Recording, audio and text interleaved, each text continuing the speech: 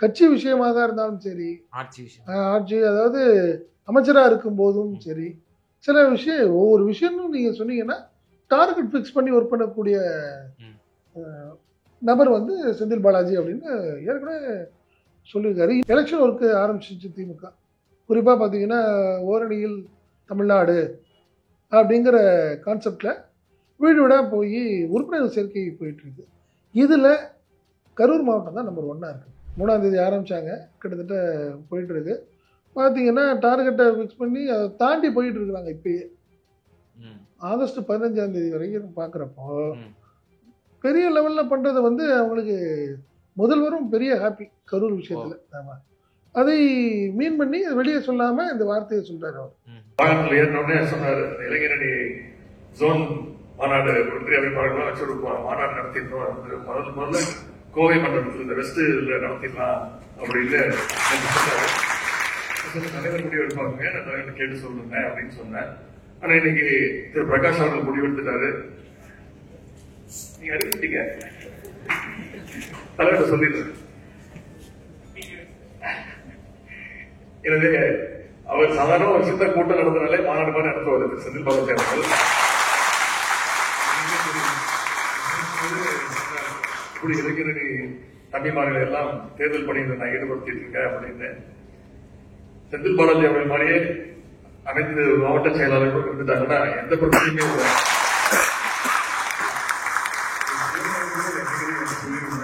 அதை ஒரு முறையும் அதை அழுத்தம் திருத்தமாக மீண்டும் மீண்டும் நிரூபித்து காட்டுக் கொண்டிருக்கிறார் திரு செந்தில் பாலாஜி அவர்கள். அண்ணாமலை வராருன்னொடனே செந்தில் பாலாஜி என்ன பண்ணார், இல்ல நம்ம நின்றுவோம் தலைவரை அப்படின்னு ஸ்டாலின்கிட்ட சொல்றாரு. நம்ம நின்னாதான் சரியா இருக்கும், இல்லைன்னா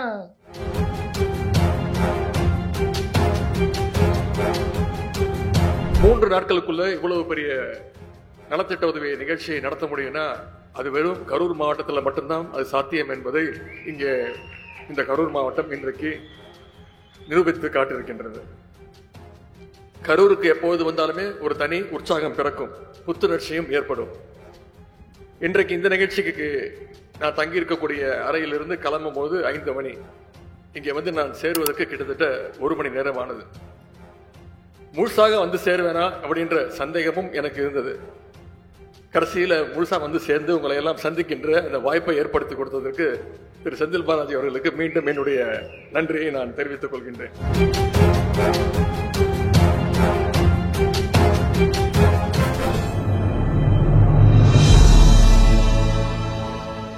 தமிழ் நியூஸ் பார்வையாளர்களுக்கு அன்பு வணக்கம். இன்றைய நேர்காணலில் நம்மோடு இணைந்திருப்பவர் தமிழ் நியூஸோட ஆசிரியர் மற்றும் பத்திரிகையாளர் திரு செந்தில் சார். சார் வணக்கம். வணக்கம் சார். திமுக சார்பில் கரூர்ல இளைஞர் அணி சார்பில் ஒரு நிர்வாகிகள் கூட்டம் வந்து நடந்துச்சு. அதுல முன்னாள் அமைச்சர் திரு செந்தில் பாலாஜி அவர்கள், அதே போல துணை முதலமைச்சர் திரு உதயநிதி அவர்களும் எல்லாரும் கலந்துக்கிட்டாங்க. அதுல துணை முதலமைச்சர் உதயநிதி அவர்கள் ஒரு நோட்டபிள் பாயிண்டா வந்து திமுகவுடைய காரியகர்த்தாக்கள் மத்தியில ஒரு விஷயத்த அவர் சொன்னதா தான் வந்து இப்போ ஒரு நல்ல ஒரு பேசு பொருளா ஆக்கலாம் அப்படிங்கிற மாதிரி ஒரு விஷயம்.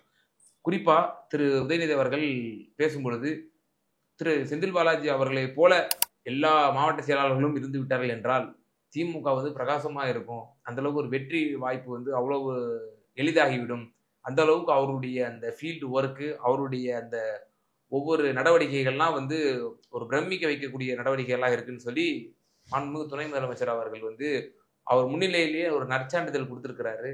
இந்த நற்சான்றிதழை நீங்க எப்படி பாக்குறீங்க? ஏற்கனவே இதே இவரும் உதயநிதி அவர்கள் இன்னைக்கு பேசியிருக்காரு. பட் முதல்வரும் பார்த்தீங்கன்னா ஏற்கனவே பலமுறை டார்கெட் அமைச்சர் அப்படின்னு சொல்லி பேசினார். எந்த ஒரு விஷயமான திமுக, அதாவது கட்சி விஷயமாக இருந்தாலும் சரி, ஆட்சி அதாவது அமைச்சராக இருக்கும் போதும் சரி, சில விஷயம் ஒவ்வொரு விஷயமும் நீங்க சொன்னீங்கன்னா டார்கெட் ஃபிக்ஸ் பண்ணி ஒர்க் பண்ணக்கூடிய நபர் வந்து செந்தில் பாலாஜி அப்படின்னு ஏற்கனவே சொல்லியிருக்காரு. இன்னைக்கு என்ன எதை வச்சு இப்போ சொல்றாங்க அப்படின்னா, எலெக்ஷன் ஒர்க்கு ஆரம்பிச்சிச்சு திமுக. குறிப்பாக பார்த்தீங்கன்னா ஓரணியில் தமிழ்நாடு அப்படிங்கிற கான்செப்டில் வீடு வீடாக போய் உறுப்பினர் சேர்க்கை போயிட்டு இருக்கு. இதில் கரூர் மாவட்டம் தான் நம்பர் 1 இருக்குது. என்ன 3ஆம் தேதி ஆரம்பித்தாங்க, கிட்டத்தட்ட போயிட்டு இருக்கு. பார்த்தீங்கன்னா டார்கெட்டை ஃபிக்ஸ் பண்ணி அதை தாண்டி போயிட்டு இருக்கிறாங்க. இப்பயே ஆகஸ்ட் 15ஆம் தேதி வரைக்கும் பார்க்குறப்போ பெரிய லெவலில் பண்ணுறதை வந்து அவங்களுக்கு முதல்வரும் பெரிய ஹாப்பி கரூர் விஷயத்தில். ஆமாம், அதை மீன் பண்ணி வெளியே சொல்லாமல் இந்த வார்த்தையை சொல்கிறார் அவர். அப்படிதான் அவர் விஷயம் சொல்கிறார்.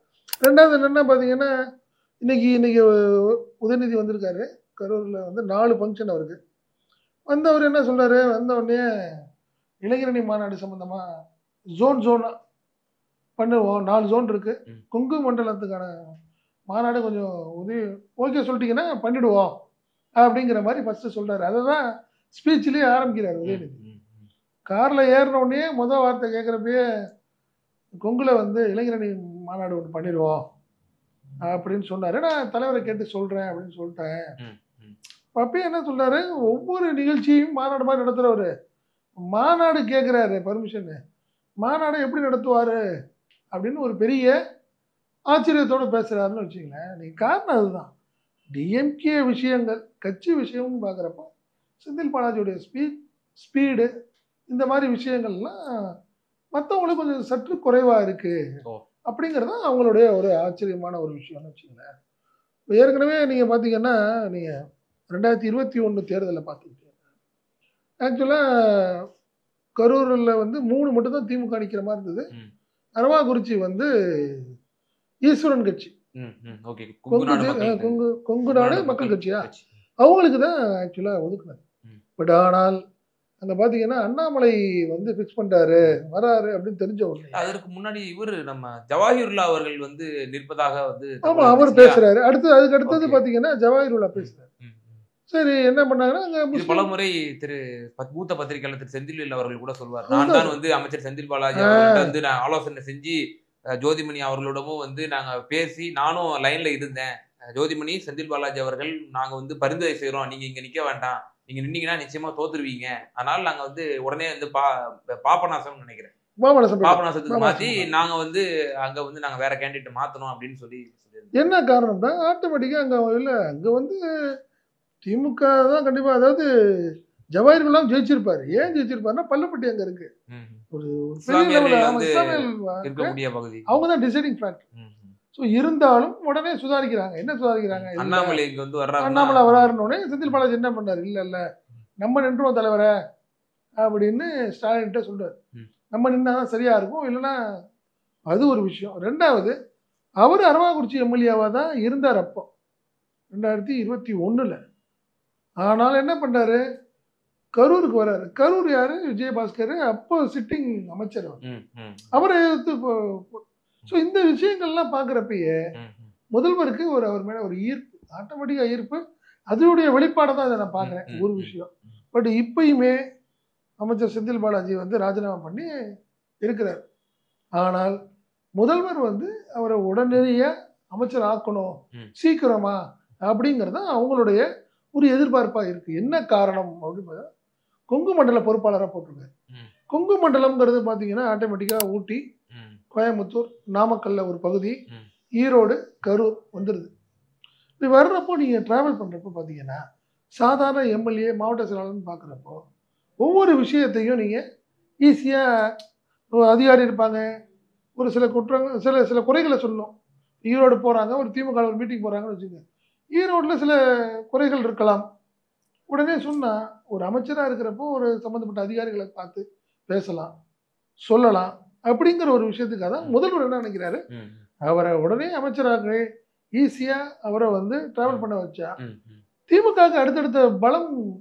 காரணம் என்னன்னா ஏற்கனவே கொங்குங்கிறது பிஜேபி அண்டு ஏடிஎம்கேயோட கோட்டை அப்படின்னு சொல்லிட்டு இருக்கிறாங்க. இது சம்பந்தமா நான் மூத்த பத்திரிகையாளர் தராசு ஷியாமா அவர்கள்ட்ட ஒரு கேள்வி எழுப்பியிருந்தேன். அவர் வந்து என்ன சொன்னாங்க அப்படின்னா, இப்போ திரு செந்தில் பாலாஜி அவர்களுக்கு கொங்குல வந்து ஒரு இலகுவாயிருக்கும் இன்னும் அவங்களுக்கு, ஏன்னா அவங்க வந்து இன்னும் ஒரு அரசு பதவியில இல்லை. அவங்க அப்படி அரசு பதவி இருந்தோம் அப்படின்னா கட்சி பணிகள்ல வந்து அதிகமா கவனம் செலுத்த முடியாது, ஆட்சியில வந்து அதிகமான பணிகள் இருக்கும், இது ஒரு பார்ட் டைமா தான் பார்க்க முடியும். இப்போ அவருக்கு வந்து எந்த கவலையுமே இல்லை, ஃபுல் அண்ட் ஃபுல் கட்சி நிர்வாகிகள் மத்தியிலேயே மட்டுமே அவர் வந்து ஃபுல் அண்ட் ஃபுல் லிங்க் வச்சு என்னென்ன ஒர்க் பண்ணணும். இதுல நான் மாறுபடுறேன், அவர் பேச்சுக்கு நான் மாறுபடுற காரணம் என்னன்னா, நீங்க அமைச்சரா இருந்தால்தான் ஒரு குறை சொல்றாங்க, ஒரு ஏரியாவுக்கு போறாங்க, இல்ல தலைவரா இந்த பிரச்சனை எல்லாம் இருக்கு தீர்க்க முடியும், நம்ம சரி பண்ணாதான் நம்மளுக்கு அங்க போய் அந்த ஏரியாவுக்கு போய் ஓட்டு கேட்க முடியும் அப்படின்னு ஒரு டீம் சொல்றாங்கன்னா உடனே சம்பந்தப்பட்ட அதிகாரிகிட்ட பேச முடியும்.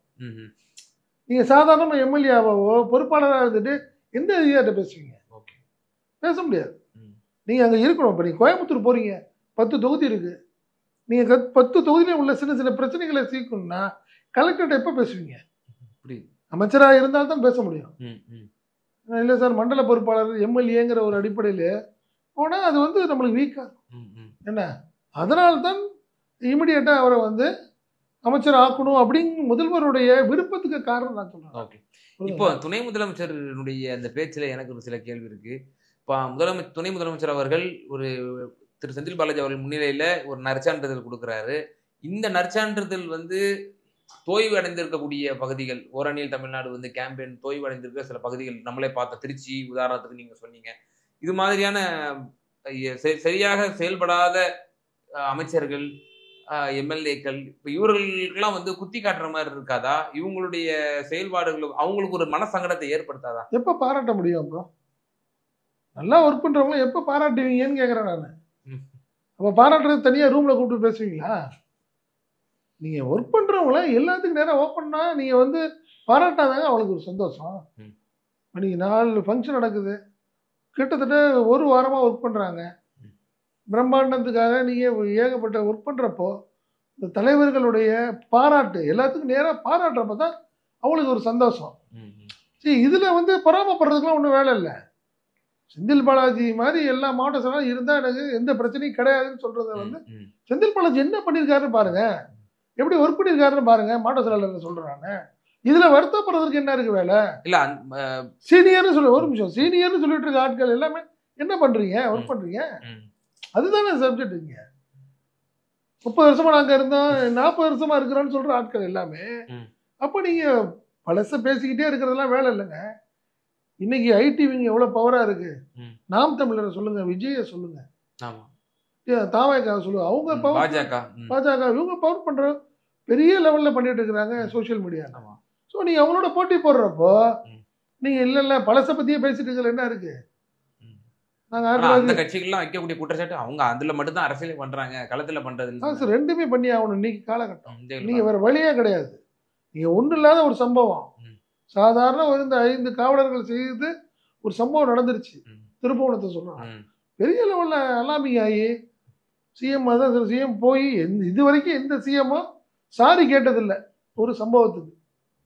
நீங்க பல பேர் பார்த்துருக்குறாங்க, அறிக்கை விட்டுட்டு போயிட்டே இருப்பாங்க. ஒரு ஸ்டாலின் தான் டைரக்டா ஃபோன் பண்ணி வெரி சாரிம்மா அப்படின்னு ரொம்ப யதார்த்தமா அந்த ஒரு மன்னிப்புங்க, அது வார்த்தை. ஒரு முதல்வர் மன்னிப்பு கேட்கிறாரு அந்த ஒரு குடும்பத்துக்கு, யாரோ செய்த தவறுக்காக. புரியுதுங்களா? அந்த ஒரு விஷயம் தான். இதெல்லாம் சோசியல் மீடியால தான் பண்ண முடியும், பேப்பர்லயோ. அதுக்கப்புறம் விஷயங்கள்லாம் அது வேற.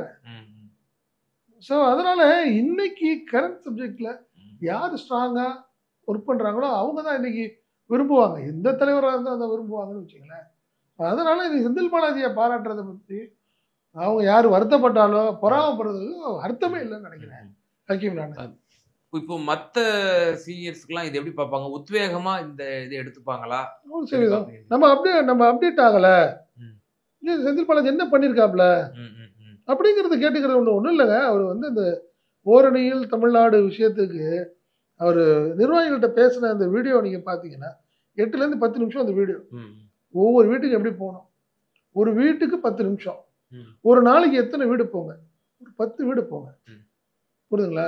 1 மணி நேரம் ஒதுக்குங்க, 1.5 மணி நேரம் ஒதுக்குங்க, ஆட்டோமேட்டிக்காக ஒவ்வொருத்தரும் நீங்கள் பார்த்துடலாம் அப்படின்னு ஒரு கால்குலேட் பண்ணி ஒரு பேசுவார். அந்த வீடியோவை பார்த்தீங்கன்னா எல்லாத்துக்குமே அது புரியும். அது நீங்கள் 2 மணி நேரம் காலையில் 1 மணி நேரம், சாயங்காலம் 1 மணி நேரம் போதும். ஒரு நாள் ஃபுல்லாலாம் வேஸ்ட் பண்ணிக்காங்க. ஆட்டோமேட்டிக்காக 2 மணி நேரம் பண்ணுங்க போதும். நம்மளுக்கு ஜூலை 3லேருந்து ஆரம்பிச்சு ஆகஸ்ட் 15ஆம் தேதி வரைக்கும் நம்மளுக்கு டைம் இருக்கு. தாராளமாக நீட்டாக ஒர்க் பண்ணுங்க அப்படிங்கிற மாதிரி சொன்னார். நீங்கள் அதுதானேங்க தேவை. இல்லை வேலை செய்ய மாட்டீங்கன்னு குறை சொல்றதுக்கு பிளான் பண்ணி கொடுங்க. நீங்கள் ஹெட்டாக இருக்கிறவங்க பிளான் பண்ணி கொடுங்கிறதானே விரும்புவாங்க. ஆமாம். ஓகே சார், நிச்சயமா கரூர்ல நடந்த இளைஞரணி நிர்வாகிகள் கூட்டத்தில் துணை முதலமைச்சர் அவங்க பேசுனது, இது திரு செந்தில் பாலாஜி அவர்களுக்கு கொடுக்கப்பட்டிருந்த ஒரு நற்சான்றிதழ்.